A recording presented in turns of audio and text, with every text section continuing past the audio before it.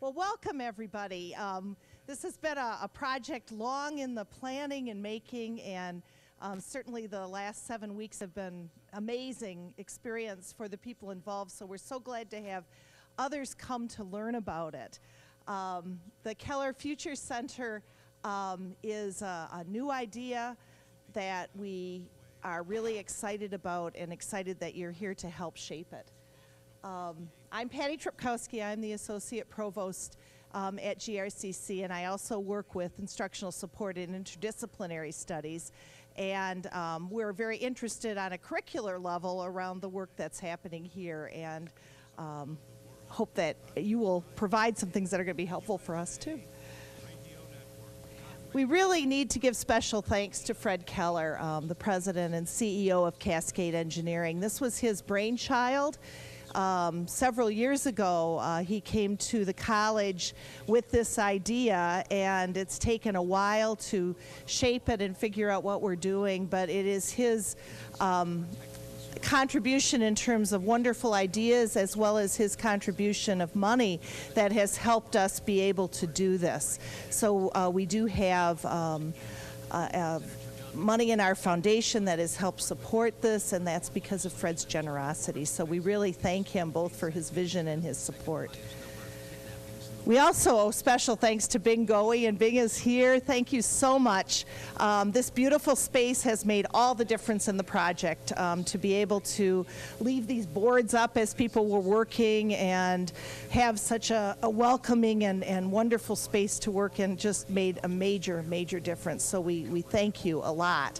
And Dan Gendler, the owner of Sanchez Restaurant, is also here.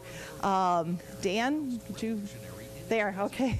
And we would like to thank Dan because he nourished us through several of the presentations and celebrations for this, and is also the person who's donated our breakfast this morning. So thank you very much. We also had a number of community collaborators who helped us in the planning and shaping of this. Greg Northrup from the West Michigan Strategic Alliance, Linda Chamberlain from the Center for Innovation and Entrepreneurship at Grand Valley State University, Ann Salyers, and Ann is here, from Innovation Works at the Right Place Incorporated, and Ann was one of our team that a year ago really started pulling a lot of the ideas together. Kevin Stotts, the Center for Community Leadership at the Grand Rapids Chamber of Commerce, and Mary Brown from Lee Alexander Consulting, and Mary is here as well, who offered her ideas and thinking, and all of that helped in forming what we're going to see today. Also need to really give thanks to our design team and the people who did make special contributions through the whole 7-week project. Elaine Van Iwarden, a little to the left design, helped design the logo and other visuals for this project. Susan Kennedy from SK2 Communications Plus really provided a lot of research help and many hours of work around this.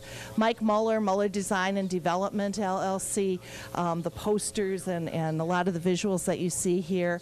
Lance Larson from Taboo Studio helped the teams put things together visually and get them so that other people would be able to understand what they're doing.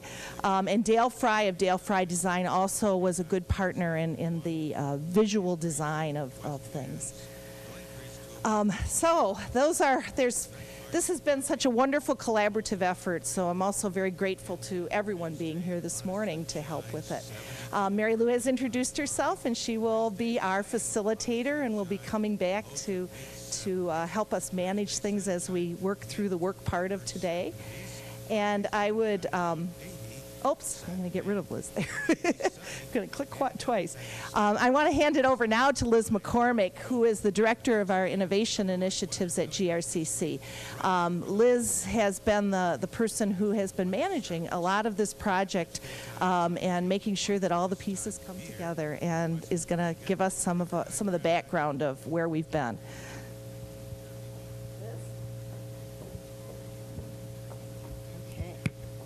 Dual-fisted here this morning. Welcome and good morning. Can you hear me okay? Yeah? Okay.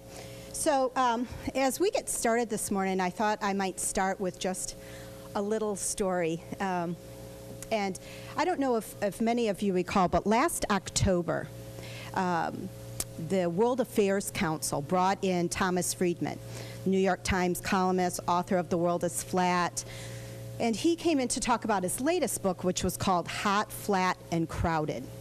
And it was all about the green revolution. And in his talk, he spent about an hour building a pretty substantial case for talking about global economic issues, population trends, climate control issues, energy efficiencies, and I mean, it was pretty overwhelming, the case he was bringing forward for change. And then at the end of that hour, somebody from the audience said, who do you actually think is going to win in this new world order, and what is this going to be about?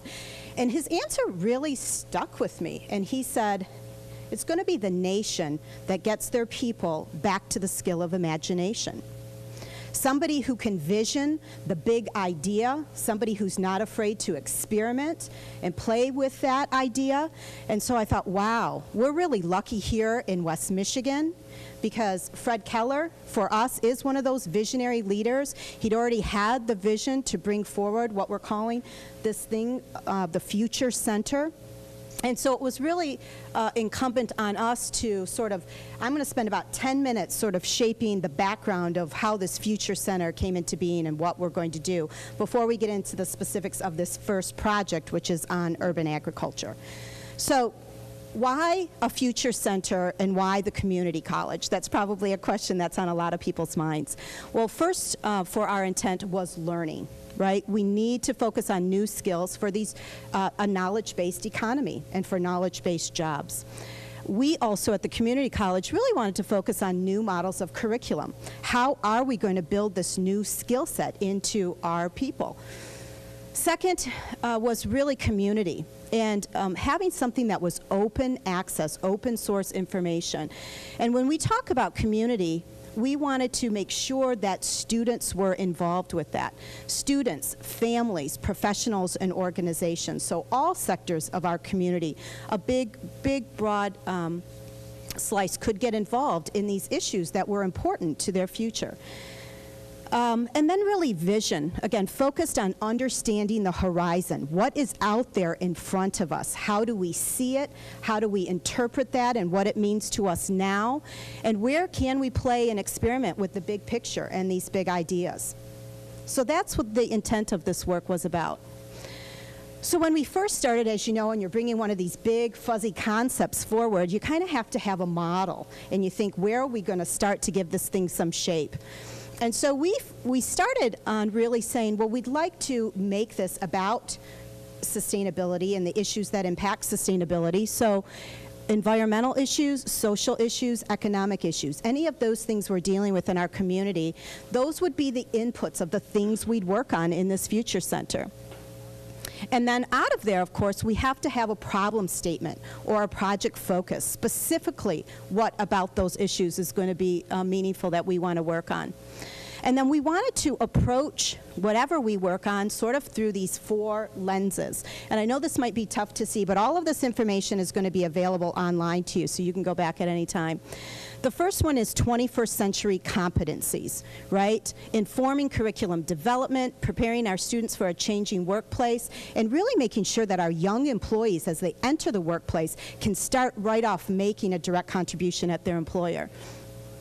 The second piece was community engagement, and this is the genuine engagement of all of our citizens, right? Giving them an opportunity to contribute to solutions, having their voice heard in that process, and giving them a sense of hope for their future.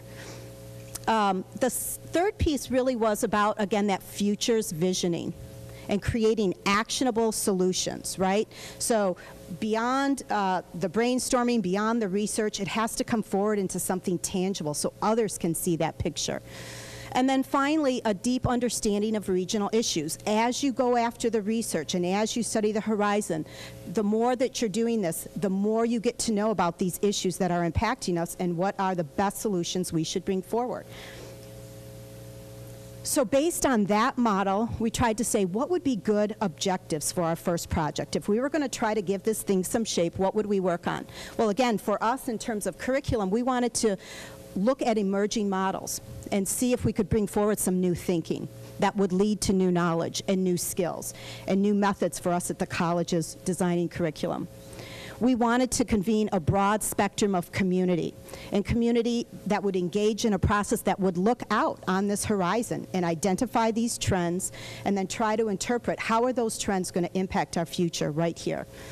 And then experiment with a process for engaging diverse constituents. And as you'll see, we had really 3 audiences that we wanted to focus on bringing in together. It was really important for us that whatever process we designed brought in students, community, and professionals in the same room, on the same teams, working together. And when we say students, it's not just students at the community college. These are students from all of our area colleges and universities. So we're really fortunate, and you're going to meet a lot of these terrific students today, that were from GRCC, from Grand Valley State University, from Aquinas College, and from Kendall, that got to work on this first project with us. And for them, it was really, I hope, about building new skills, enhancing their portfolio. As you'll see, they'll talk about these ideas. They built some really great new skills.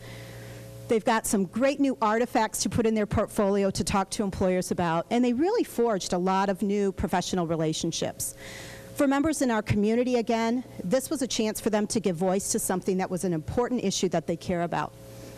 They will have open access to this research and these resources. And for our organizations, again, we talk a lot in this region about talent development, talent retention, and this is a really practical way to get young people, millennials, involved, working with business and on compelling issues that our region is trying to approach. So what do you need to do to pull something like this off, right? There's a lot of elements you need to make something like this successful. First and foremost, a really skilled design team. And I want to thank a lot of people here today. Moss Ingram, who works with me in innovation and sustainability, just was a tremendous asset. Mark Champion, who's part of our institutional research and planning group and is our resident futurist at the community college, had a big piece of this. We couldn't do anything, though, without our process owner and facilitator. And that is really a key position. Mr. Bill Fluharty, who you will meet and who will carry a lot of this presentation today, he's second to none in our opinion, and he made this a successful project. Technology. We did a tremendous amount with media support, which you'll see if you've been watching this at all. John Rummery from Grand Valley State University was our online community manager. We had open access on Facebook, in LinkedIn discussions, on Twitter. So there's a lot to try to reach out and bring in people in the community. This studio space, again, space in your environment for learning is key. Bingoe giving us the space to work in, that we could have all of our work from the first day of the project through the last day, 7 weeks, open space, everything posted on the walls, a project studio that everything could be there and visible, so as people had to leave and come back in, and we had a lot of that, they could look what was happening right up on the wall and jump right back in the process. And then dedicated participants. Again, we had a tremendous team of people, and you're going to see who these people are, how we structured these things. Oops, I'm missing a couple of slides here. Okay. I'd like to just say we had 3 groups. First, our project team. And the project team was about 26 people. Those 26 were mostly students, faculty, and community members. And that project team actually did the heavy lifting. They met here for 7 weeks, twice a week, for 6 hours, so 42 hours of work. They went through all of the activities, the mind mapping, the trends research, the analysis, the ideation, designing portfolios, all of those things that led to the work you're going to see presented here today. Then we had some process observers, and the process observer had a really key role because those were people who were just watching what was happening. And as they were taking a look, they were trying to see what new competencies do I see happening here? How are people engaging in this process? How are they working together? Are they working with each other? Are they looking to the facilitator for direction? So what was happening that would inform our work? And then again, online. And we've had about 235 people that have watched this process from afar, people who were curious, who wanted to connect maybe and couldn't be at the sessions. And those people all helped to make this a really rich experience.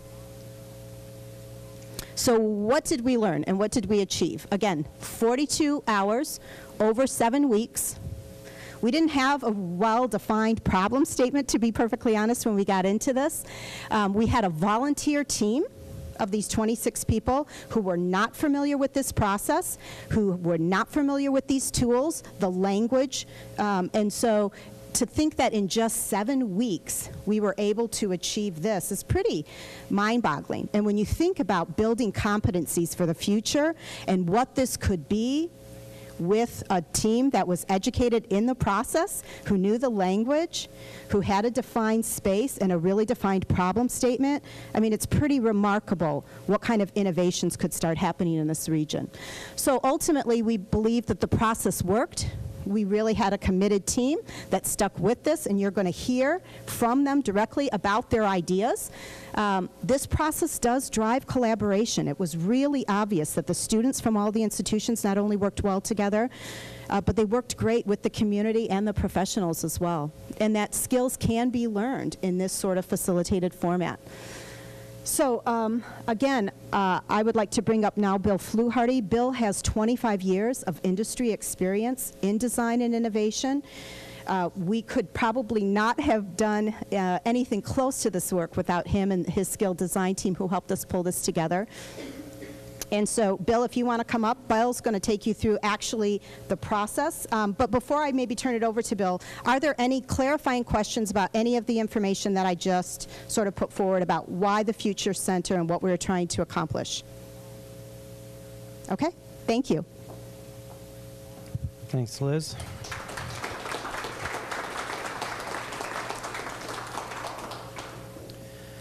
So my job is to go over the process and kind of set up the presentations, the idea presentations. So I'm going to try to do that right now. Liz mentioned the project brief, and that's where we start. If we don't have a good problem statement at the beginning of a project like this, it's hard to know what we're solving for. It's hard to know how to organize to come up with solutions that are credible. So one key thing moving forward in this model, Liz showed in the model to the left, where we get ideas or problem statements really in the future is going to be key. And one plan that we have is to get better at helping to craft or facilitate the crafting of a project brief so the teams that are working on solutions are better equipped. We had two briefs. The first one essentially was to explore the innovation process and to make it an experiential process. We wanted to also test that process with a diverse team and see if it would work. To do what Liz said, to take people who were unfamiliar with the process and the problem statement and see if the process could allow them to collaborate in a productive way. And the third key point of that brief was to take a regional issue, whether it's an economic or social issue, but we were trying to find a big, hairy issue, an issue that's so big that people maybe in the region are having a difficult time solving, because one of the hallmarks of this process is to take big issues and make them small. And if you can make a big issue small and bite off a smaller chunk and have a diverse team work on it, you can then make progress much faster. But we also knew, so this was really what the purpose of the project is, and we hope to get some feedback on how we did there. But we also knew we needed a solution-oriented problem. And so somebody recommended urban agriculture. Back when we created the brief, we called it urban farming. We didn't even know urban agriculture was a proper term, so it just shows you how much we knew about the topic. But we needed a tangible maybe product or system or service solution description that the team could wrap their heads around to help make that problem small. So it became sustainable systems in an urban environment. It originally was something like architectural elements and facilities that support urban agriculture, and that was our first hiccup, which I'll explain in just a second. But this was our project brief, very important to start with.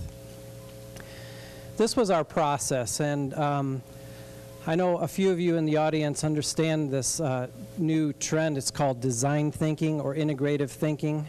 In the business community, it's essentially taking the creative community and taking the skills and attributes and competencies of the creative community and integrating them more into the business process, the more analytical, traditional business process. This graphic was modified from some content from Sarah Beckman, who's a professor at University of Southern California, Berkeley, and she teaches design thinking to non-designers and business professionals. Basically, it's a process where you start with really creating enough context and try to understand a problem to solve. Typically, people, and we've discovered this with our team quite often, love to jump to solutions.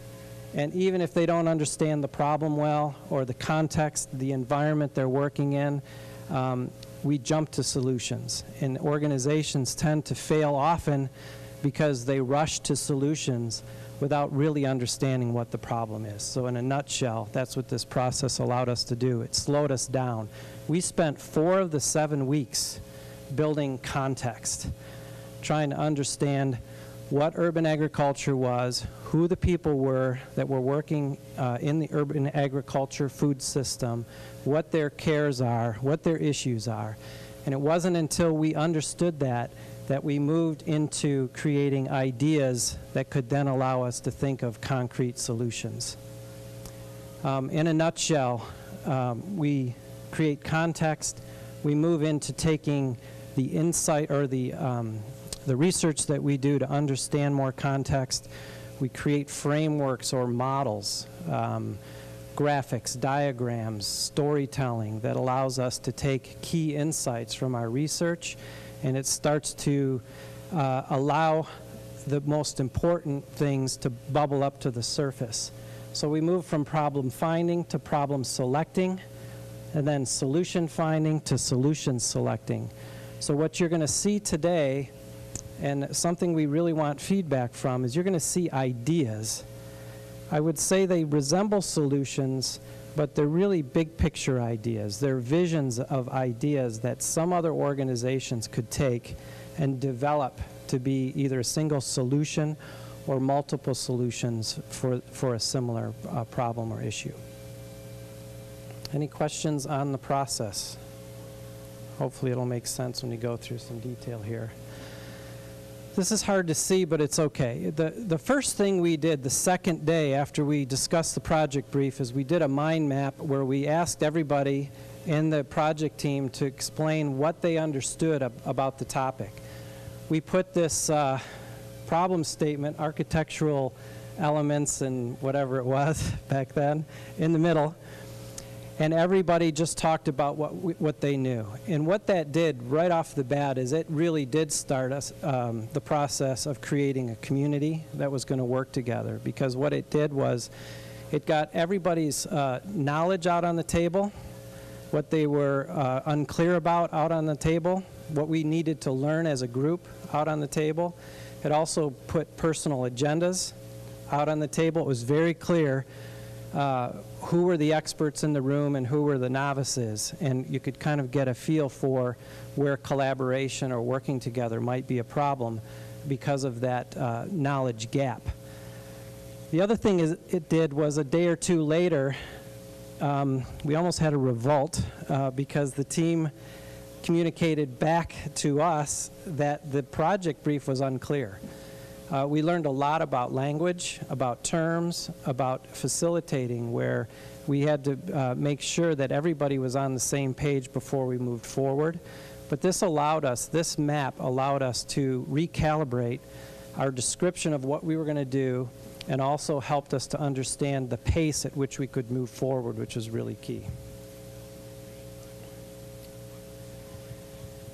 The next key step was that the name of this center is the Futures Center. And one thing we wanted to make sure was that we weren't going to go over ground that had already been tread before by other organizations. Our job was to try to find ways to get out ahead of everybody and see things a little differently. That's that context building. This is called the Futures Center. So Mark Champion helped us through a process where we looked at trends. The team tried to get through almost 80 trends, about 75 future trends in technology, in society and culture, and within kind of the urban ag and farming industry itself. This allowed us to project beyond kind of the next generation of ideas and try to imagine how this region was going to be influenced by these trends. We went through a clustering exercise where we tried to take trends from the 3 different categories and force them together. And by doing that, the teams could then work on creating scenarios or crafting stories about the future that if they just focused on secondary research of things that were happening today or were the benchmarks of today, they wouldn't have been able to kind of make a leap forward. They kind of would have maybe generated the same ideas that everyone else working on this topic worked on. Again, because our brief was a little bit fabricated and not succinct, we used this to create our focus for the project. We ended up with, we called them opportunity statements or opportunity paths. We had about a dozen. As a group, we tried to force them together into key themes. We ended up with 6 pretty strong opportunity statements. And that was our first sense that we were creating a deliverable, something that other organizations or other people in the community could use. This was a group of diverse points of view, trying to think about the future and crafting early stories about big opportunity areas. And we had 6, and then we whittled it down to 3 that we focused on for the rest of the project. The 3 key opportunity statements, which I'll go into a little more in detail. One was the Urban Agriculture Learning Lab. One was a regional food awareness communication tool, and one was change through farming kits. In other words, how could we encourage people to get involved with the food system through some sort of kit system? Uh-oh. I'm pushing, oh, there we go. I went the wrong way. All right, these opportunity paths then allowed us to set up a research plan. So the other thing that was key is up until now, the team did secondary research. In other words, the information that we were getting was written by somebody else. And we did the best we could to kind of expose ourselves to what was current, but it's very important in this process that the team actually goes out and experiences this topic on their own. They create their own observations, their own insights, and they don't rely on secondhand information. So we broke up into 3 teams on each opportunity path. The teams developed a research plan, and the research plan was essentially developing questions for the kinds of people that are involved or maybe could be most important to this opportunity area. It could be key stakeholders or people in the value chain. So the idea would be not to just go talk to one stakeholder in the process, but people along the entire process so we could kind of hear their stories and their hiccups as they try to execute urban agriculture types of activities. The teams went out and did field research. They took notes. It was really impressive to me how excited everybody was to get out into the field. I actually anticipated that being a problem where people were maybe nervous about going out into the field and introducing themselves and and asking questions about a topic they knew nothing about. But by the time we did this, the team was just really raring to go. So they visited individuals, as these images show, talked to people about their own gardens, their own experiences in creating gardens, growing their own food. They went to restaurants, went to markets, went to a lot of progressive, niche, and entrepreneurial farms in the region that were experimenting with new technologies. Came back, brought their field notes, and then we had a couple of sessions where they put all of their observations up on a wall, and we went through a storytelling experience where each person talked about their experiences talking to these people, talked about their insights, their observations. And the team then generated need statements or insight statements. And what this was from all that research, what were the 5 or 6 key needs or key ahas that they witnessed that could be fuel for innovation. That process then allowed us to say, what if we could solve those problems? And they had practice then saying, what if we did this to solve that problem? How might we fill in the blank? How might we solve this problem? Those how might we statements became fuel for brainstorming. The brainstorming then led to multiple ideas. The research that they did allowed them to create some measurement criteria. They used that criteria to decide which ideas to present to you today. The other thing I wanted to make sure I talked about is these end user profiles. Some of them are posted. What was key also is that after the research was done, that the teams created some document that described the end user so they could remember that end user at the end to make sure that their idea was going to be recognized as valuable or beneficial to a person. So these are fabricated stories, but they represent the people that the teams went and talked to. So they're kind of a composite sketch of the end user who we think would appreciate the ideas that we're going to present. Whoops. I think I jumped through that. Solution statements, the brainstorming, and the final ideas. Another key learning for me is this is a design, the heritage of this process is in the design community, industrial design, graphic design. And I thought, and my design professional peers will probably kill me for this, I think that the process should work without designers.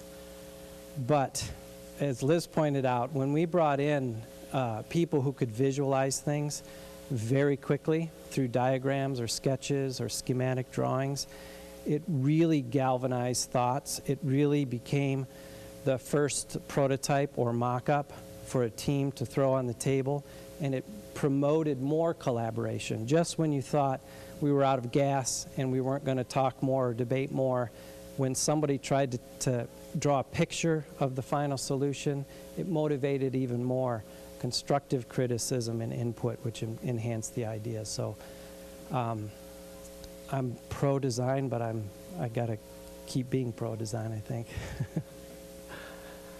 So I'm going to read these, and then we're going to move into the presentation mode. These are really important because we talk a lot about in this pilot, what are our deliverables? What are we going to continue to offer the community as we do this process? And number one is this platform for collaboration. I think that's really key. Number two, some of the activities, the research that we did, the key insights that these teams presented and collected, those are real insights from real people, and they were generated by people asking other people different questions or communicating in ways that the current community who owns this topic aren't communicating. So those insights are valuable, and as a deliverable for this organization are going to be important for us to collect and make available to other people who need them. The next big deliverable was this opportunity paths. And as I read it, hopefully you'll get the idea that it's not a succinct description of a solution. It is a big idea. It's an area of opportunity. The idea here is that came from, again, a diverse group thinking through this topic, saying, boy, if we explored more in this area, the solutions would be valuable to the community. So these could be a deliverable of this organization, and they could be fuel for other organizations in the region. The first one is this regional food awareness communication tool. To utilize technology to provide consumers with transparency and overall knowledge about food and/or production in a fun and educational way. To explore various methods of communication and information delivery, such as phone applications, internet, and social media, with the goal of successfully connecting urban farmers, local businesses, and the general public. So hopefully you hear a lot of ideas in that. And the teams that worked on this, if you interview them after this presentation, they'll be able to tell you where they think the evidence came from to support this big idea. What we're going to do, though, is a couple of people from this project team are going to present 2 ideas, and we'll have the presenters introduce themselves when they get up to talk. Was there a comment back there? Or are you resting your head, relaxing? Okay, the second one is the Urban Agriculture Learning Lab. To create a facility that combines a museum-like experience with the actual production and marketing of food. The overall mission would be to educate families about farming history and the value to the American lifestyle, while demonstrating modern and future high-production urban farming technologies. Experiences would promote healthy eating lifestyles while informing communities about new methods of safe, local food production. That's a big idea. So this team present 3 ideas. Team, because it was a really big topic. And when you see ideas, you'll see they're just samples of the kinds of ideas that could be motivated by thinking of a big opportunity statement like I just read. Third one is change through farming kit. To create a variety of customizable, scalable farming kits, quote unquote, that allow to pursue their personal goals for niche farming. To explore various service models that provide assessment, guidance, support, and regional expertise, as well as access to state-of-the-art technology. This was one of my pet projects just because I had so many aha moments in this one. When I first heard the word kit, I immediately went to nuts and bolts, something that you pull out of a package. But some of the key insights that the team came back with after their interviews were that do-it-yourselfers really mean they want to do it themselves. They don't want a kit that's so finished that they don't have an adventure or an experience. That's a really key insight. And if you were designing a product for a perception, my perception of what a kit was or what a do-it-yourselfer needed, I would have missed the mark completely and probably created something that was of no benefit to them and wouldn't have met our goal to promote culture. So this team is going to present 2 ideas as well. So before we go into the presentations, do we have any questions about the process and how it went? That was a pretty quick flyby. No? Okay. So the first team up is the Learning Lab team, and Kyle is going to present. Now, we set this up in a gallery kind of mode, thinking we could move up close if it's possible. And it's funny how everyone moved way over there, probably because the food was over there. We should have put the food right here, probably. So Kyle's going to look like he's far away. But I guess after we're done, if you want to walk up and see the poster closer and talk to Kyle about it, he can explain it. If you could introduce yourself too, that'd be great. Come up. everybody.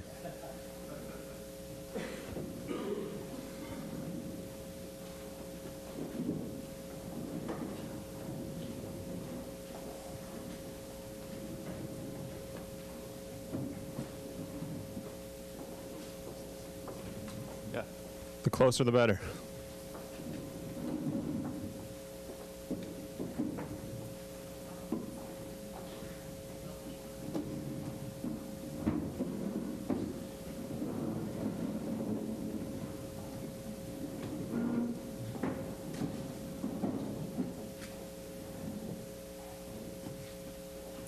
Okay, my name's Kyle Newman. I'm a CC alum and actually a Grandin Valley alum too, so I've been invested with two of the universities that have worked here.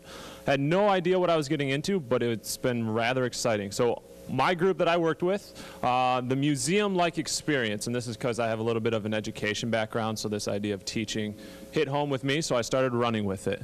Our group came up with 3 ideas, as mentioned earlier. We had a really large group. So again, museum-like experience, we need to teach people about how to eat healthy, where to get their food. That was our basis, our opportunity statement where we generated our ideas. From the primary research, this is what motivates our problems and issues addressed. We heard a lot about we need convenience from customers and retailers. We went to a bunch of different restaurants. We also went to the museum. We ran a Google survey. Some of you guys may have taken that. Thank you for doing that. But what we heard, convenience.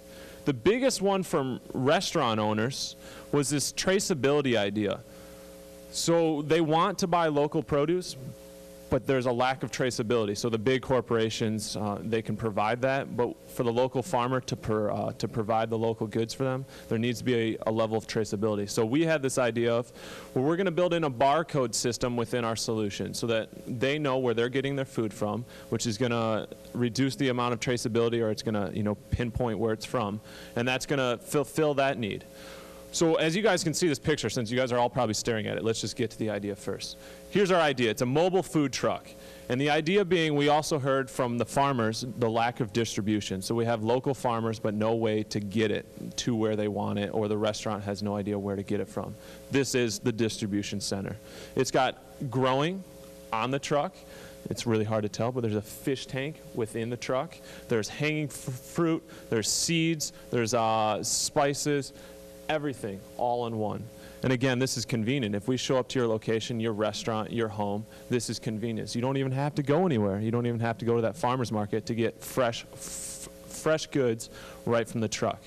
Also, so here's our value chain, who's all involved. And these are all coming up from our primary research, our secondary research, our trends. This is everything. So that first 4 weeks where we sat and just kind of going through and getting context, these ideas kept popping up for us. Those were our themes. Convenience, we need healthy choices. We want to be able to connect people. And again, the education. So the education was our big sticking point here. There's stairs here. So people are going to come right up. They're going to see where their food is grown. They're going to see what kind of vegetables and plants, what grows on what. Because if you ask kids and some people, where does this vegetable come from? They go, a tree? No, it's in the ground. Oh, but now if we can show them firsthand here. Also, another big education point. So with this idea of the barcodes and the traceability, we'd have farmer profiles right from where the farmer, who is growing their food. So they'd see a profile of Farmer Joe and where they live and what their farm looks like and everything that they do. So you're going, this isn't just a potato, or this just isn't a tomato anymore. It is this person's life. This is what they do. This is what they enjoy. So you get that connection and that sense of community. Again, another theme that we found. Okay, so other things about this truck. It's going to come to your location. The big thing, so what we liked about this idea, it's scalable. It starts off as just the distribution, just a truck modeled after maybe even the Schwann's truck. That's frozen foods. Why can't we do a fresh food Schwann truck? Starts off with just the distribution. We bring the food to you, and then it's scalable. You can then go into production and distribution. So now you are growing on these trucks because they have glass tops so that you can grow plants right on them. The sun's going to come through there. Again, this is Lance's drawing. It's too bad Lance wasn't here, but Lance from Taboo Studios, he did that one, and then I'm guessing these two behind us. Beautiful work, and that is just an idea that encapsulates everything there. Then we also have our end users. So we saw two different groups of people that can be really connected with our idea. All again through our themes. Farmers, retailers, and restaurants. They have this weird connection here. So farmers want to be connected with the retailer. They also want to be connected with the restaurant to get their products out there. But if people are going to these retailers and these restaurants and going, where are you getting these things from? They're wonderful. You might even get another arrow here to bring them back to the farmer. So then there's a closed loop there where people are just, you're going from one place, but you know where it's coming from. You can even go to the source to see where your food's being grown. Then the education part, we could take this to schools, universities, workplaces, anywhere that we want because it's completely mobile. That's another wonderful idea that we have here. It's on wheels. You can take it anywhere. A farm is very stationary. Where here, we're going to have farmers growing in these modular trays. So they're a plastic tray. That's where the barcode comes in. You can scan it. They grow it. We put it on our truck in these modular trays. We deplete that amount of food for the day, and then we go back and we grab another tray system from the farmers. So it's a really nice, tight system. What we would need to do next, so we had this great idea and we were just jazzed up. The rest of my group, we were just idea. What we would need to do next is really the next following steps. Research to see if there's really a market here. Would people want to pay this? Because one big thing that we heard, we don't want to spend too much on these locally grown foods. It always costs more. But if we can educate, so here we go, we're hitting back to our opportunity statement, on the idea of value over cost, there's a higher value involved when you buy locally. You know where the money's going, you know where you're getting it from. So yeah, it may cost you 50 cents more, but are you willing to pay that because you know where it's coming from, you know it's good, you know it's healthy, and it's from Michigan. That's the important part, keep it local. So this was our idea, our benchmarks that we can check it against. Schwann's, even though it's frozen food, we could still use that as our jumping off point or building point. Use their system, their idea of, it's franchisable. You could buy one of these trucks, be part of this system, and go from there. This Who Farm, this was a movement to have the White House have an organic farm on the grounds or on the campus there. So that's another idea, this push for local, fresh, mobile foods. And this is another one. This is an entrepreneur. It's a flatbed truck. He's growing plants there. So if it rains, the truck bed gets wet and the sun's there. So he's growing vegetables as well. So we could use these as kind of our checkpoints. Are we going where we want to go? And for the biggest part for this to be sustainable, is it profitable? That's our big question. So again, this all came out through the process. We started with our opportunity statement. We did our secondary and our primary research and our trends, our futuring, and it comes up with these issues that we needed to solve. And then we asked, how might we do that? And that's where we generated the brainstorms. That was the orange sticky notes all over up on that screen. It came up with this idea, one of many, which are the next two coming.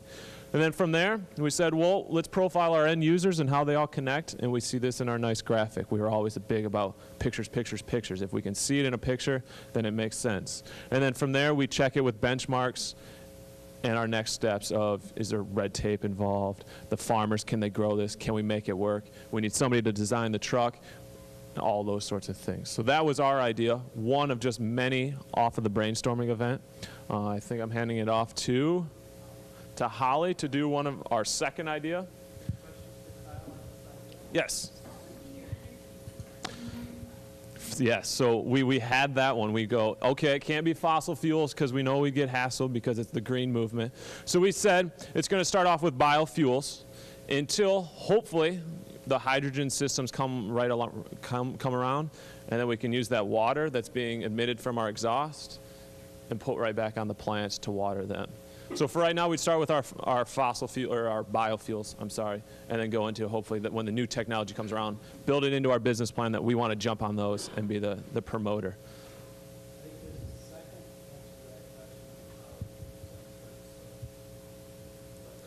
We'll go here.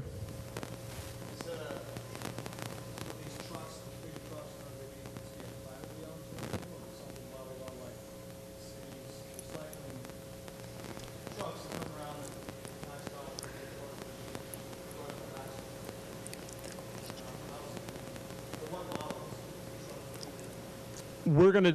Repeat the question, please. So we everyone want to can repeat hear. the question. Under what model? Is this going to be funded by the city, taxpayer dollars, or is this more of a enterprising, entrepreneurial? We saw it as for the entrepreneur, somebody that really wants to jump in on this and run with it. Because ultimately what we heard from a lot of our research, there's been movements before, and where things fall short is the lack of funding. And if you put this in an entrepreneur's hand where they say, well, if I'm going to profit off this and still be able to educate and do all these things, that's what's going to keep me sustainable. So we say, give it to them, let that work. Because sooner or later that funding may fall short, and then here goes this great program that we had in work, and it falls. And we want it to just keep going and keep going and keep growing. Pun intended. Brent? It is franchisable. Repeat the question, please. Repeat the question. Yep, sorry. Is it franchisable? Can it work? Yeah, so we start off with one. The entrepreneur says, all right, this one works. Here's my business plan. Here's my model. Here's my profits. And you can go out and sell this to other possible entrepreneurs. And then, you sell licensing fees. Question? You spoke about profitability, and did you guys get to the point of scoping out your allowable costs to do a beta test to see if that's going to work? So that's the immediate next step. The cost analysis, is this going to work? It's a great idea. It seems, oh, wow, this would be well and great. It has to come down to the numbers ultimately. So that would be one of our immediate next steps. So no, in 7 weeks, we were crunched on time, but we would like to do that. All right, we're going to hand it off to Holly here for the next one.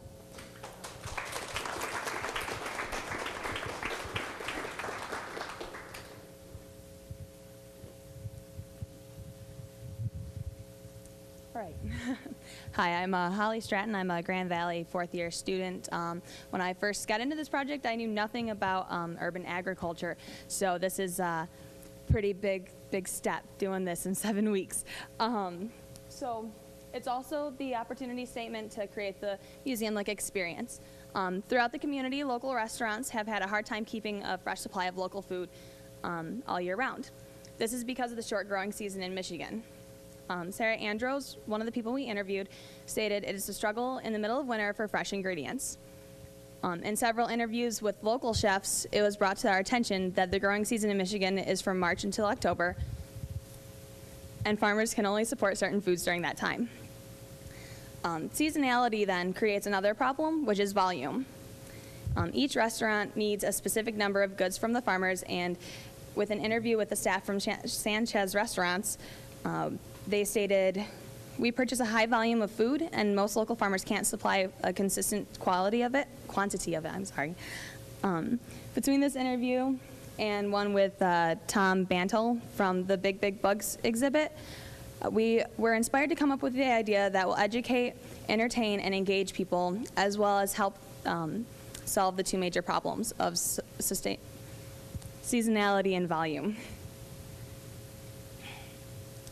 Bantle showed us that the exhibits need to be multisensory, involving taste, smell, visual, tactile, and motion elements, and creating what we're calling the Ag Lab would be one of the solutions. Within our project group, we really wanted to focus on having a functional museum-like facility experience to educate people throughout the community. The Ag Lab would do just that. This would be a refurbished multi-level downtown facility, such as a parking garage, shown in the visual here.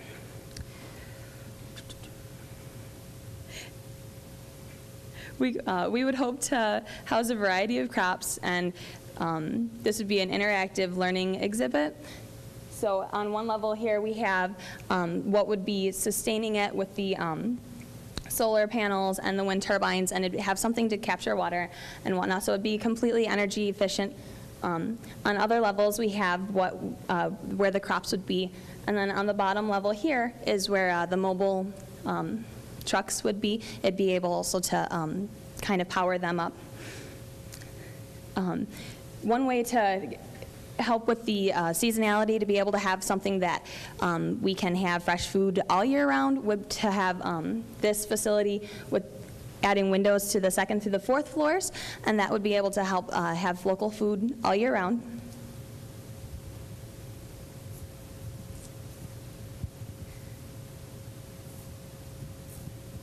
as well as creating a learning facility. We would have some sort of education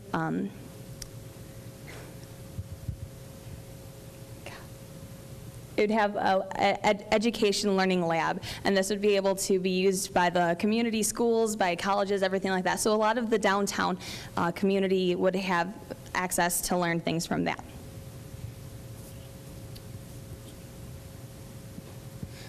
Okay, so as we thought about this idea moving forward, we saw the downtown area benefiting from this, but it would need a lot of involvement from urban residents, college students, business owners, gardeners, downtown development authorities, city officials, energy producers, and farmers. This is because it's such a big idea. It's something that has been done in other places, but it's just so huge that there'd be a lot of involvement needed in it. Especially when it gets to the fact that this is something that's downtown. It's a parking garage. How is that going to fly with everything? So that it needs to be taken a deeper look into it, but it is something that can happen. So there have been a few facilities in the Netherlands that have already started something similar to this, and it's shown around in this area that they've got something that extends the seasonality all year round. They can grow local foods. And it's also a parking garage. And then there's also a project in Milwaukee called it's called Growing Power, which was developed in '93, and it creates that experience, the museum-like experience. It's spreading. There's something through Chicago as well that's connected to Milwaukee, and it has kind of the similar idea, and it brings the community together, and everyone can benefit from it. And that's the whole point of this whole experiment. The whole process is teaching people and having those 3 E's, education and, yeah, so even though it's a big idea, it's possible to have. And so I don't know who's next.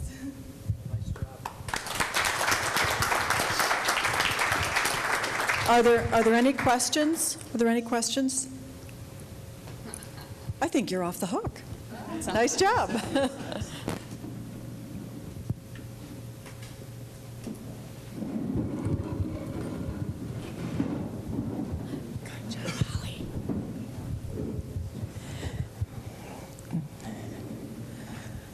So it looks like everybody's shifted.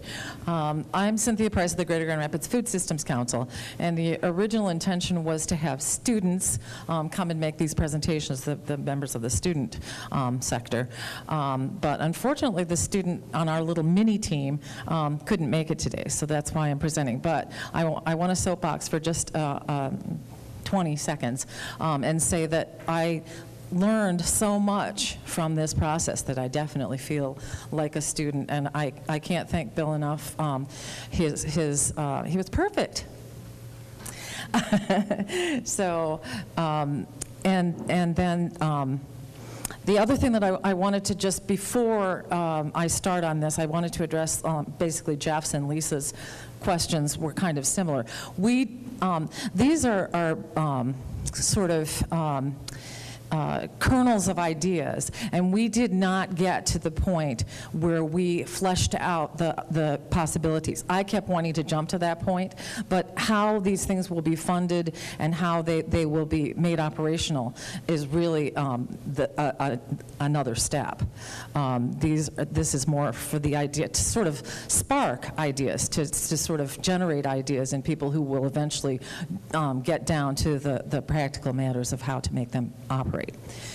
And I'm going to tell my story a little bit differently because this illustration, though brilliant as Lance was, it's a little bit difficult. The immediate focus is on the mobility of it. However, that's not what goes on inside there is more the key idea that we are focusing on. And so I'm going to tell the story a little bit with how we started and how we got to this concept. The initial starting point was the virtual bartender that is at, I understand, the Cascade Meyer or something. And so, but the idea that there, these terminals, it's the notion that you stand in front of a terminal and you have the ability to make choices, and it's a touch screen, and you proceed. And then another idea, which I don't think is represented here, that was very strong in our, fleshing out the concept, was the idea of, apparently at U of M, there is a building you can go into and do that and tour the whole campus, but also get information about the campus and also get information about what to do, like if you want to go places. And each screen keys off of the preceding. And so a little bit like Google Earth, I mean, in that you focus in further and further. But the idea with these screens, we went back to the research, and one of the concepts, the key concepts, was that people like to have choice, a lot of choice. And so what you would do is you would go into this museum-like facility, and you would approach one of the virtual screens, and you would find out, so they wouldn't necessarily be dedicated just to one fruit or vegetable, but you would eventually narrow down to one fruit or vegetable, and you would find out in particular how to grow it. You would get that kind of information, and then the choices that you made there would be, okay, bear with me, put on a pizza. And so the end product is that, because one of the other things is we wanted to use all 5 senses. That was a real key finding of the primary research. And so the idea is that at the end, you would, not all of the educational tools would be concerning that particular end goal, but you would, let's say, go through how do you grow a basil, and you would choose basil, and then the basil would go on the pizza, and then there would be just a conveyor belt at the end that, your particular pizza would be the outcome, and then, you would have the benefit of taste as well as, and smell, as well as all the other senses that would come into play, with the virtual screens. And so, but then that idea eventually got attached to the idea of Art Train. I don't know, we figured that a lot of people are familiar with Art Train, and so that's an illustration of it, which is mobile, and that adds to the convenience factor. And so I don't know if there's benefit to me going through, who our kind of end user was, but, the person who knows a lot about cooking and taste and maybe even a lot about local food, but doesn't know about how to grow it, would basically be the end user, and in particular if that person had children. So Aaron, made up Aaron, had children who go to the Children's Museum, and so the idea of the hands-on and the using all 5 senses, learning with all 5 senses concept that came out of the primary research is key. Do people have questions? Good. Oh, yes? It seems primary focus on the museum-like experience, and it seems like that's the center of an idea for outreach. How did you come across that? So the question is, it seems like the museum-like experience is the focus of this, and how did we come across that? I miss those sessions. Bill would be better to talk about that, or somebody who was else who was on the team, like, maybe, I don't know, Brent, if you would be able to talk about that more. But the proposition statements came out of the trends research, and it was a very linear process. And so these opportunity statements, to one degree or another, came out of the sense that people needed to learn about urban agriculture in order to grow it. Oh, and another thing, in terms of the trends, I wanted to make sure that this was also intended to be carbon neutral, et cetera. The intent was to have it be mobile, but not to use fossil fuel inputs. To answer the question a little further about why the museum-like experience, there were two key trends. One was the American heritage of farming seems to be at risk, and that we wanted to be able to pass on the tradition of farming. At the same time, a trend in urban ag is these kind of high-tech indoor vertical gardens or aquaponics or hydroponics where you're growing fish and food at the same time. And it's a scary, could be a scary transition for people because their food is being produced in a different kind of way. So that, putting those two things together, the team thought, well, we should teach history, but also show people where the industry is progressing and make it familiar. And it seemed like a museum-like experience was a good way to describe that. Nice job, Cynthia. Thank you. Amy? Amy's next.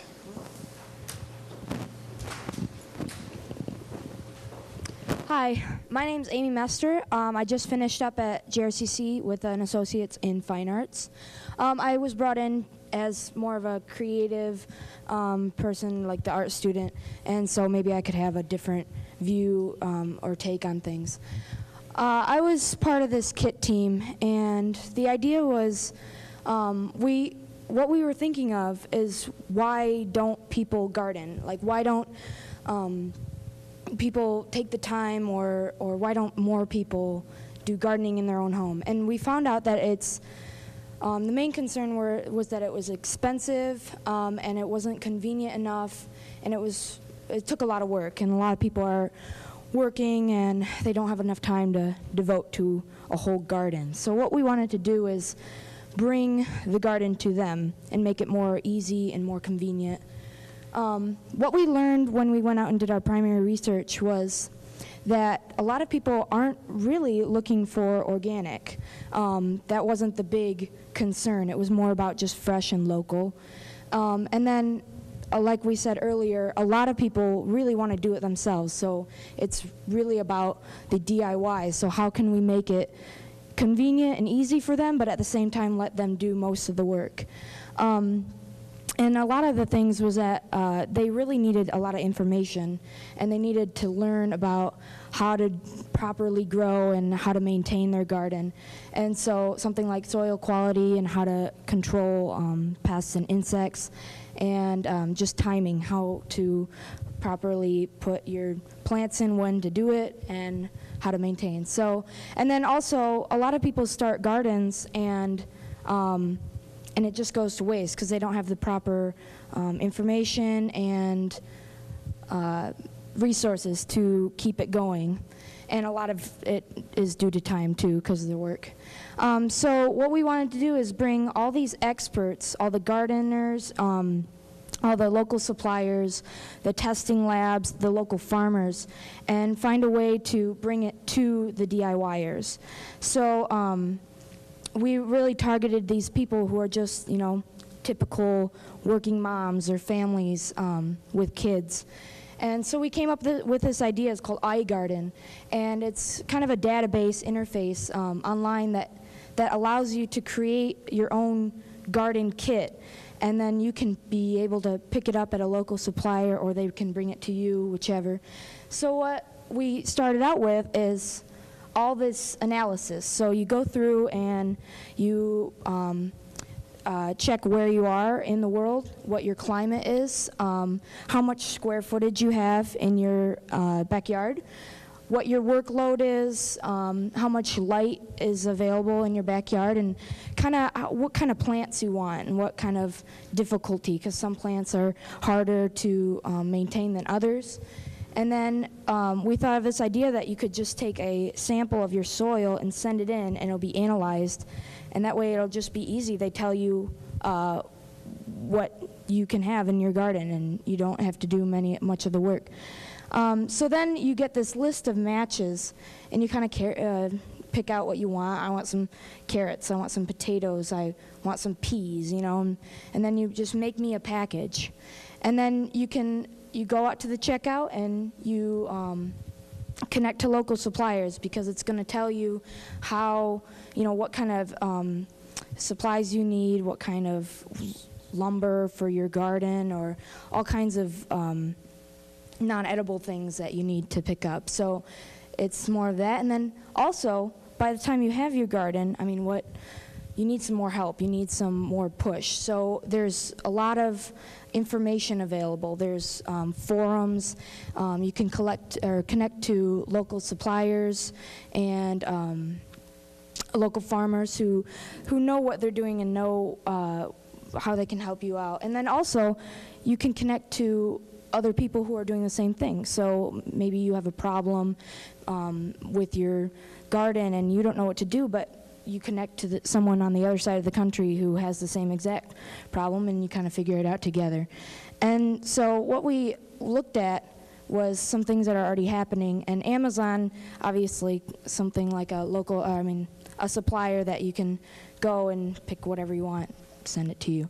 And so that would be the supplier. And then this kind of eHarmony thing where it gets you the perfect match, and you can, you get set up with the perfect plants and the beautiful vegetables that you always wanted.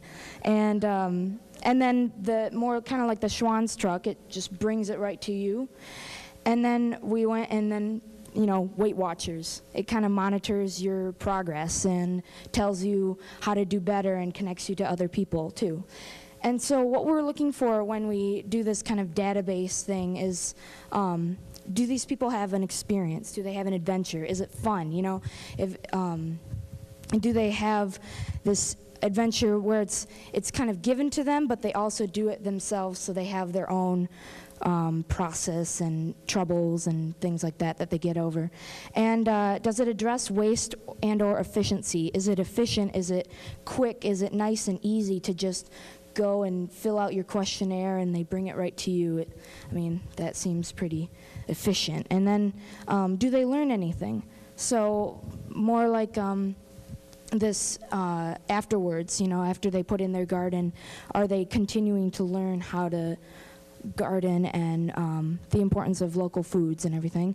And then do they develop relationships? Are they connecting to other people? Are they connecting to the soil, to their community? Are they influencing others around them, their neighbors, to do the same thing?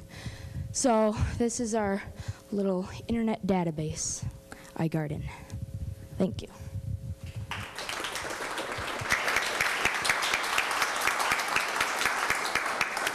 Are there any questions for Amy? Yes. We're thinking more of a website, so it's available to everybody. More accessible. Okay, great job. Thank you. Let's transfer the mic.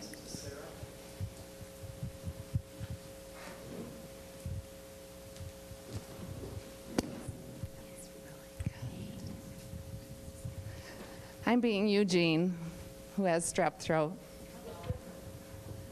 So I have to look and see what it was that we said 2 weeks ago here. Our team was Amy, and Amy did a really great job, I think, of really presenting what brought us up to the ideas. And specifically some of these things that were our primary research insights, to me, that was most of our 7 weeks, getting to that point of saying, yeah, these are the real things that we're focusing on. And what Amy pointed out that were really significant for us, that Bill said earlier, was this do it yourself really means do it yourself. And one that really surprised me was that the term organic was not critical. In fact, it was almost stepped away from often, which was that was just an interesting insight. I don't have any idea what it meant. We didn't do research on that. But that wasn't a critical component of this for the people that we researched, the people that we interviewed, and the organizations that we interviewed. So what Amy presented with iGarden, we really are looking at the same thing with our root camp, with a different, kind of a different delivery venue, delivery method. The root camp is intended to provide the same things in a different way that the iGarden provides. But the root camp, probably our primary customer would be a little bit different than iGardens. One thing when we're looking at, when we were looking at the research is, there was this thing about it being an adventure. I don't even know if that was so much from the research or if that was just what I was coloring everything I saw with. That for a lot of us that have an interest in this, this is an adventure for us. I mean, you could look at it as ecotourism, that type of adventure, right? The gardening and the urban gardening and the moving towards this as a way of life even is kind of in an adventure mode. So the root camp is kind of coming from that. This is a place that you would go, and instead of finding the information on the website and working through it on my own and having this partnership with the distributors or with the suppliers, with this, we'd go. We envisioned it as a week-long camp. I'm going to go somewhere else. If I'm lucky enough that this is the local, then I might be staying in my bed instead of in a sleeping bag in the tent somewhere. But it's still a week-long intensive camp where I'm learning these things and I'm doing it. So the benchmark, there's a couple benchmarks. The real obvious benchmarks here would be Midwest Permaculture's permaculture camps. And there's a few others that I don't know the names of off here because I didn't have them up on the board. So basically what you do is, instead of learning in this format, we'd go to camp, we'd spend several hours a day in the classroom, we'd spend several hours a day doing the work that is going to have us at the end of the week have the experience. So it's experiential learning as opposed to what we have from the web-based learning model. Is that pretty clear on what we're talking about? I think it'd be really cool. I think it'd be really fun. Other things that we thought about with this, koinonia was another one here. Other benchmarks, typical models like this would even be Lubbers Family Farms workshops that they do, but you're not staying at the farm then. So there's a lot of models where this is the way that we would learn these, learn the essential items here. What we really found in the research was generally the people that are involved with this, what they would say, they learned this from their grandparents or they learned it from their parents. And what they would say was the big gaps in the knowledge for people coming on, or they don't know soil and they're not connected to the soil, but there's a couple of really primary areas of information that they're missing, and that has them hesitant to just jump in. So it's getting over those barriers that have people hesitating for years, and that's what people hesitate for years. And I mean, really all it is, of course, as Karen Lubbers would say, is you just go pick up the plant, put it in the dirt, and it grows and it doesn't, and you learn something. But we hesitate. So there's something that has us afraid that we don't know enough. So that's the experience that we want to give here and the experience that we want to give there.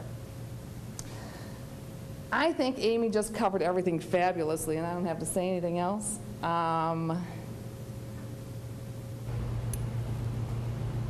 So we'll go with that. Are there any questions?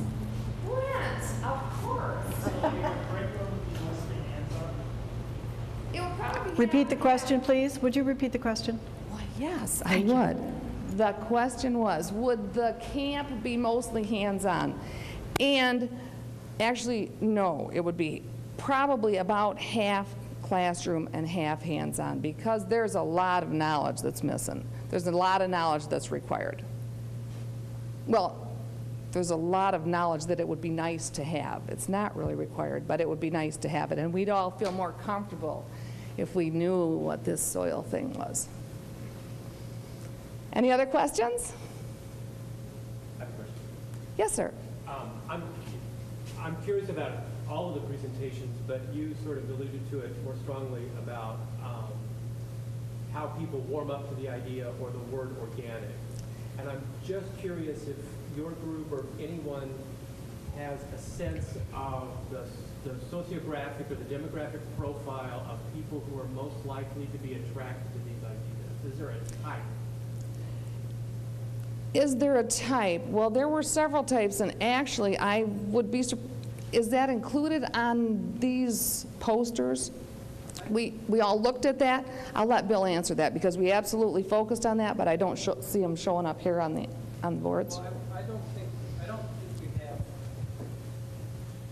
Again, 7 weeks, 40 hours worth of work. We didn't deep dive. Each team selected the end user they thought was appropriate to talk to, and it was more of a gut decision. They had to kind of talk amongst themselves and figure out what the value chain was relative to their category or their opportunity path, and imagine who would be involved in it, and that's as deep as we got. You know, I guess the team voted, when they did these profiles, they described a specific demographic, but it's not scientific. It's just someone that is a composite sketch of who they talk to, so that's as far as we went. Oh, another question. It's not really a question, it's just maybe a future connection. I work for Michigan State University Extension. Sorry, it's not really a question, just maybe a future collaboration opportunity.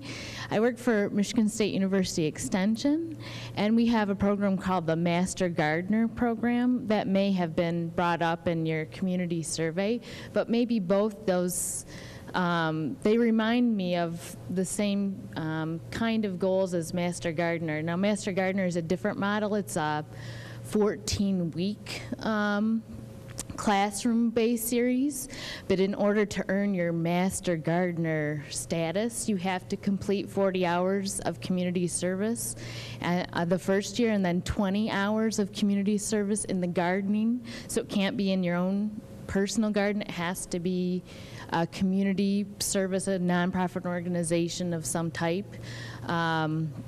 So there are some, maybe, I'm not saying Master Gardener is the perfect model for this project, but maybe there's a collaboration opportunity because the Master Gardener network is actually a national curriculum and a national affiliation with land-grant universities all across the country.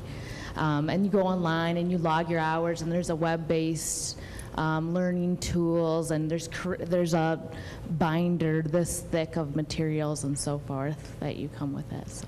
Great, thank you. Let's move Okay, to the next Brent. one. Brent's next. By the way, there's a quote up here from the MSU Extension. People come in with a plant or sample to analyze, and I have to say, no, you've planted too early. I mean, this is the simple information that people need access to, and this team learned that actually from your organization, so that's great. I would like to say also that we did have an interview with a Master Gardener. And these were just models, some ideas and some models. Thank you. Hello, my name is Brent Solik. I'm a GRCC student working on a degree in industrial design. I'm going to talk to you about the AgroHub business concept. AgroHub itself is a software application. I'm going to go to some statistics first. The U.S. 2007 agricultural census found that 57% of all farmers have internet access. And although the digital age has brought great innovations in the realm of communication, busy farmers, especially older demographics, are hesitant to invest their time and energy into learning new complicated systems. I'm going to give you an example here. At present, farmers must wade through a rather vast dispersion of online websites, discussion boards, news organizations, social media, research databases, online books, and magazines to find meaningful connections that apply to their niche in the agricultural business. It is in this vast online dispersion that a competitive weakness rests, and potentially a good opportunity will come about. The AgroHub software application can solve this problem for the, sorry, I was going off the mic there for a second.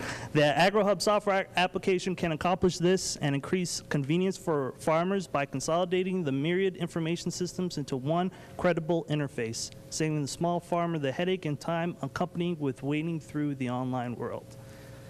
The AgroHub software application is meant to support communities of agriculture by keeping them informed and linked together in productive ways. Thus, we got the little linking agriculture is their mission statement there. We do this primarily through the features and simple conceptual design of our software, which contextualizes information. Basically, it contextualizes all these different information streams just for your local environment. Also gives you the option to look at the regional and national, and it's very easy to do with software to filter information like that. AgroHub will develop trust through credibility and accountability in a similar way to eBay and other online commerce communities. And such a platform, you could also see it like agricultural ESPN.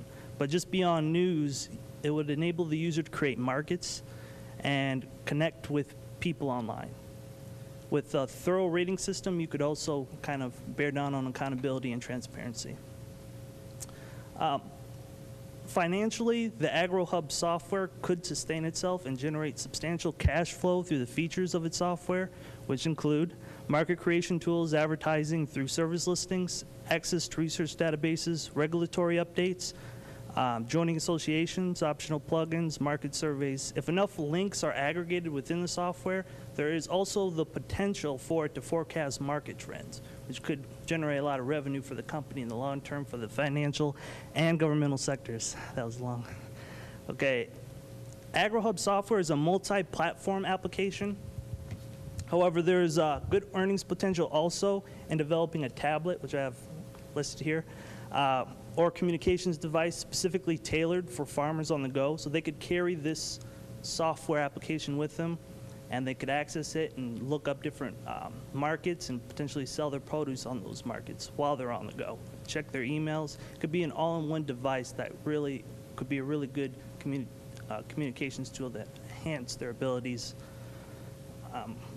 It is clear that small businesses in the agricultural industry are the best target market to leverage with this software application. According to the 2007 agricultural census, small farms account for 91% of all U.S. farms and more than half the land in the farms. In addition, 57% of direct consumer sales is from small farms. So those are just some facts there. And that's the basic general concept of the AgroHub software. Any questions? Good. All right, good job.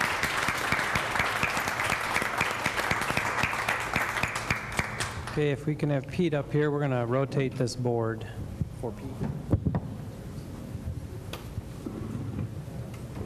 So if you haven't been keeping up, we did transfer from the KIT team now to the communication team, as we call them.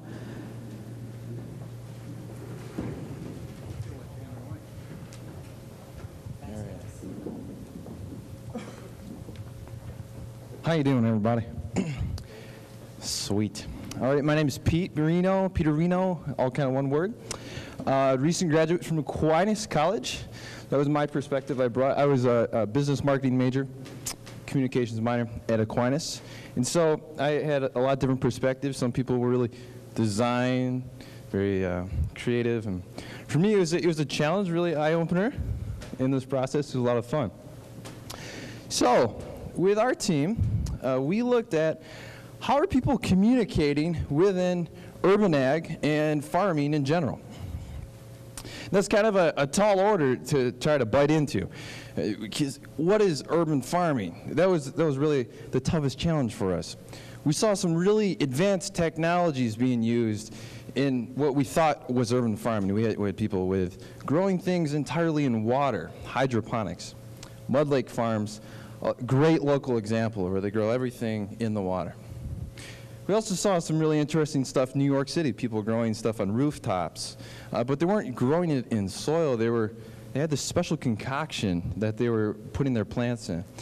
And so we saw lots of different varieties of what urban farming could be, and we weren't really sure what urban farming was, so we didn't want to try to say this is that, or be the judge and jury. We wanted to look at what everyone was doing.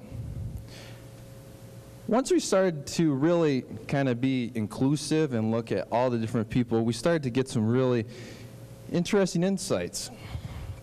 Number one for those of you taking notes, a little bullet point, is that people involved in agriculture, it's really time intensive. They don't have a lot of time. Wonderful people, love to sit and chat with you, but honestly, they got stuff to do. So that was one key thing when we were thinking about communication that we kept in mind. People don't have a lot of time. Number two, like I said earlier, there's lots of different great ideas out there.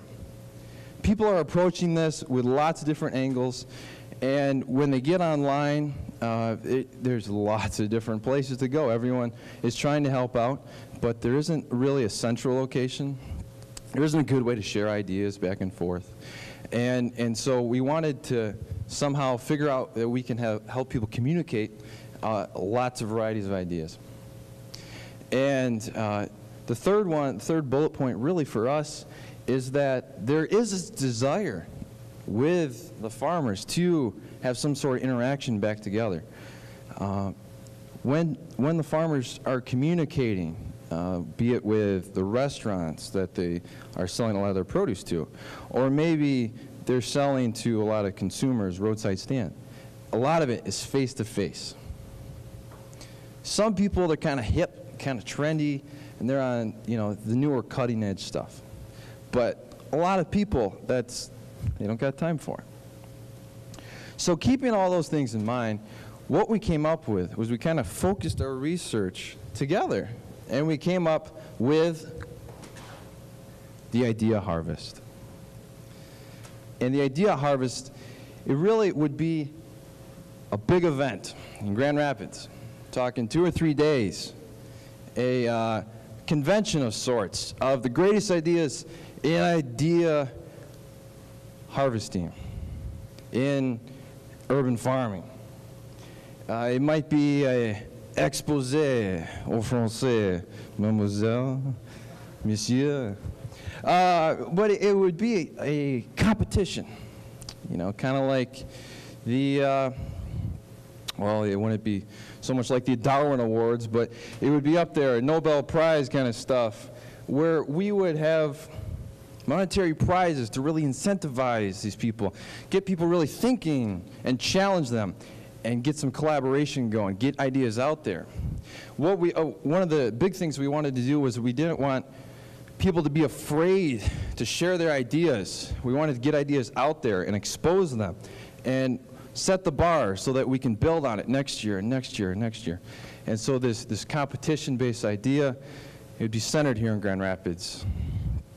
And we would become kind of like a beacon for urban farming and for the rest of the world, so that people who didn't have a whole lot of time could come here in 2 or 3 days, learn a lot, make a lot of great connections, a lot of great ideas. People that wanted to share their technologies and whatnot, they could, and they could see what other people are doing, their comrades, their brothers and sisters in this endeavor. And so it was a great way to take a lot of the needs that are here presently and build it into a great solution. And that was the Idea Harvest. Go ahead.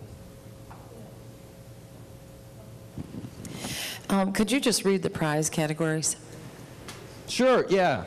Okay, so we came up with industrial agriculture, sustainable practices and business models would be one. Urban agriculture, so innovative ideas in transportation, safety, and urban technologies. Urban and rural development, that would be an architecture category. And then agricultural education, community, K-12, university. So, go ahead, Brent.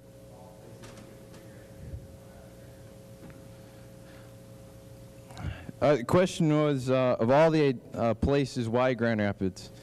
Honestly, I think Grand Rapids is a perfect location for this. Agriculture is Michigan's second largest industry. It's also a growing industry, doing very well. One of the things our team talked about was that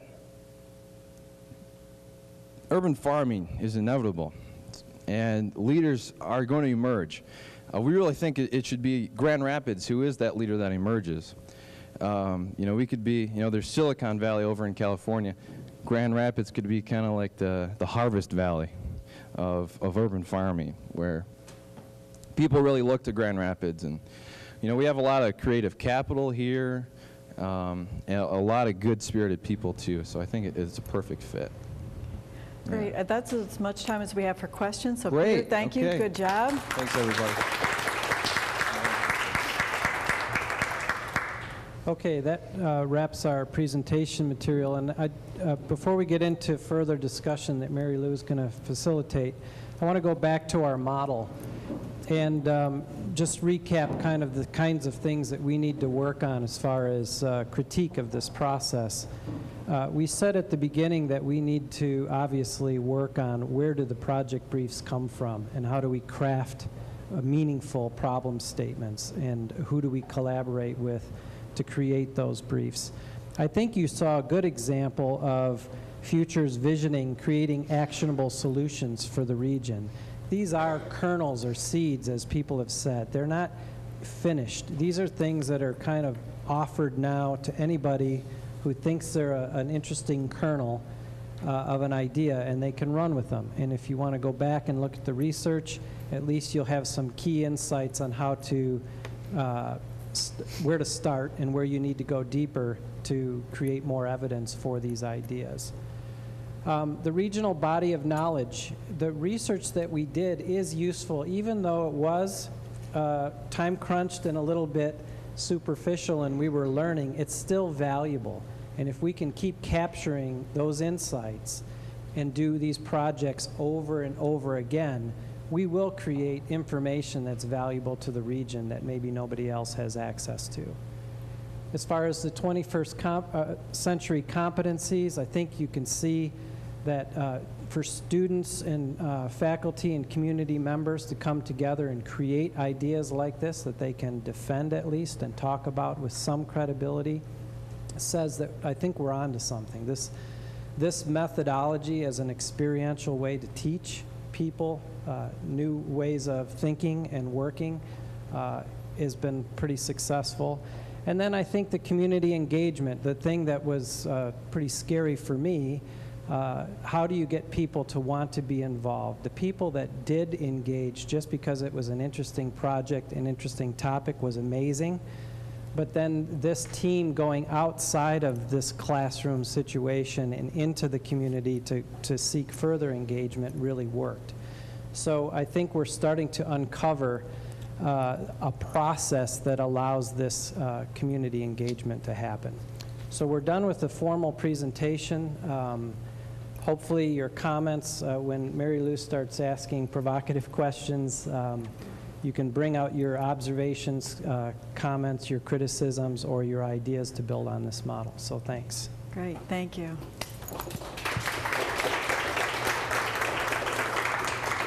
I think we're going to ask you to refresh, repassed, and then